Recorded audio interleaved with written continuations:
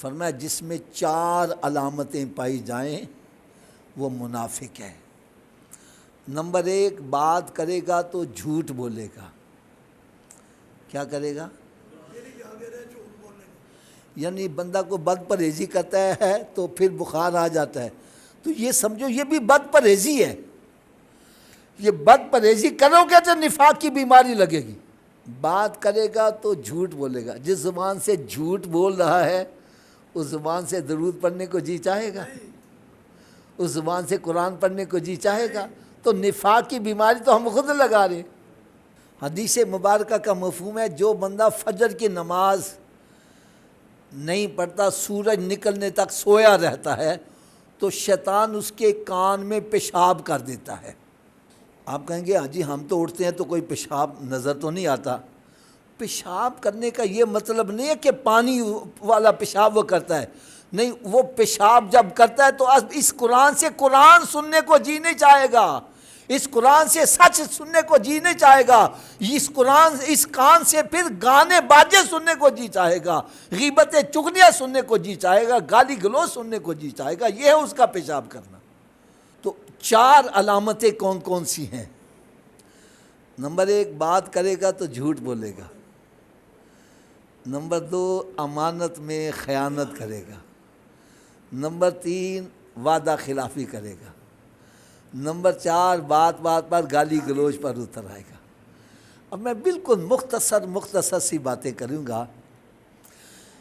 بات بات پہ جھوٹ بولے گا۔ ہم گریبان میں جھانک کر دیکھیں، کیا ہم سچ بولتے ہیں؟ گھر سے نکلتے ہیں جھوٹ بول کے میں فلان جگہ جا رہا ہوں،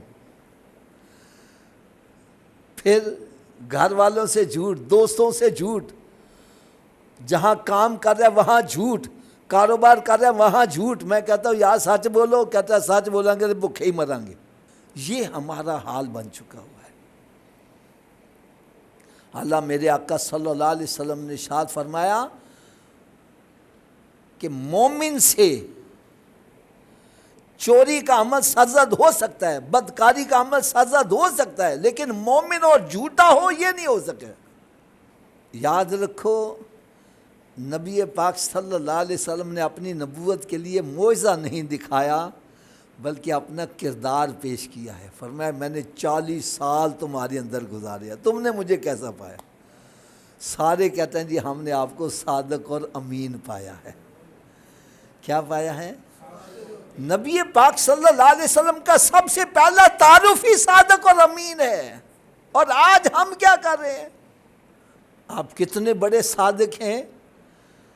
نبی پاک صلی اللہ علیہ وسلم نے کوہ صفا پر کھڑے ہو کے اس وقت میں اعلان کرنے کا طریقہ پہاڑی پر کھڑے ہو کے بلاتے تو سارے اکٹھے ہو جاتے۔ سرکار نے فرمایا اگر میں تم سے کہوں اس پہاڑی کے پیچھے سے ایک لشکر نکل کر تمہارے اوپر حملہ آور ہونے لگے، مان لو گے؟ حالانکہ وہ پہاڑی اتنی بڑی نہیں تھی کہ جس کے پیچھے کوئی لشکر ہوتا ادھر والوں کو نظر نہ آتا۔ اس کے باوجود وہ کہتے ہیں محمد صلی اللہ علیہ وسلم تم تو لشکر کی بات کا تو اس سے بھی بڑی بات کہو گے ہم تصدیق کریں گے، کیونکہ 40 سال میں ہم نے آپ کی زبان سے کبھی جھوٹ نہیں سنا۔